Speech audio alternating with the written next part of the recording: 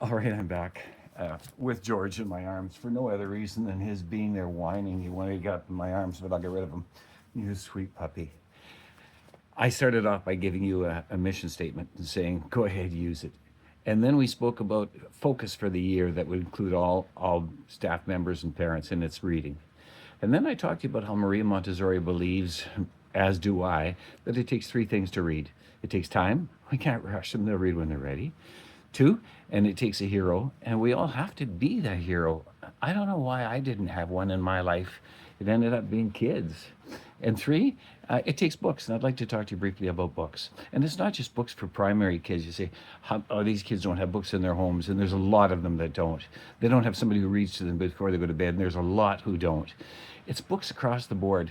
When I was in Cold Lake, Alberta, and not that long ago, speaking to Cold Lake off campus, a program for kids who struggled. A lot of them were First Nation Métis kids, because Cold Lake has a heavy population. I remember saying to the kids, talking about books, and I said, all right, if you want to take a break, tell me, what are your gifts? Every one of you is a gift. And a young woman called Ali said, my boyfriend there, really handsome young Cree man, about 17, won a Red River competition, jigging, just recently. And I looked over and I said, oh, you're a jigger. And the kid said, yeah. I said, you want to trade me a jig for a book? And he said, what? I'll jig and you'll give me a free book. And I said, yeah, sure. Well, what happens is that the period was going to come to an end. And I said, you didn't jig. Well, I left, and the next morning I dropped off with one of my heroes, Ed Witchen. I dropped a book off, and I asked him if he'd bring it to Cold Lake off campus because I was headed down to Bonnyville, and I didn't have time. And he said, sure. And there I was speaking to a high school in Bonnyville, and in walks this young man with Ali, his girlfriend. And he had the book in his hands, a book that I had dropped off and signed for him. I said, what are you doing here? And he said, I come to thank you for the book. So right in the middle of my presentation, I went over, shook his hand. I said, you didn't have to do that. He said, you didn't have to give me the book. I didn't jig.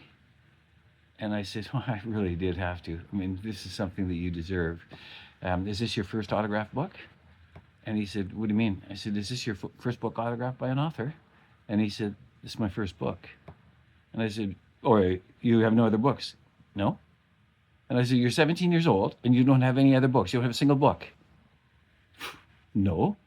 I don't know any one of my friends that has one. Nobody.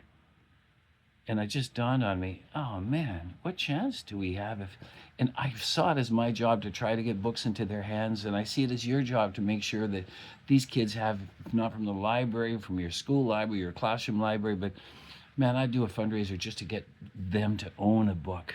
I really would. All right, books. Books mean reading. No books, it's tough to promote reading. Books have to be twofold. One is they have to be inclusive. If you can't see yourself in a book, you're not going to want to read it. You have to identify with that book. I don't know an elder anywhere in Canada who's got his name on the waiting list for Lord of the Rings. That's not their kind of books. No. Plus, we as Indigenous people, we have our own little people, but they're not unicorns, or they're not leprechauns. We have to identify with, we have to see ourselves in a book before we want to read it.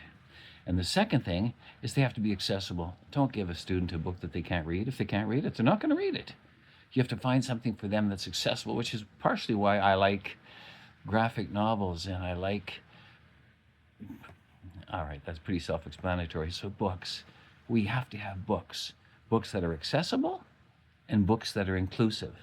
And colleagues, I don't mind telling you, I very much believe in classroom libraries. And at some point I'll come back and I'll tell you about the efforts that we made in our school at creating classroom libraries and how effective they were. For now, here's a big hug from George and from me.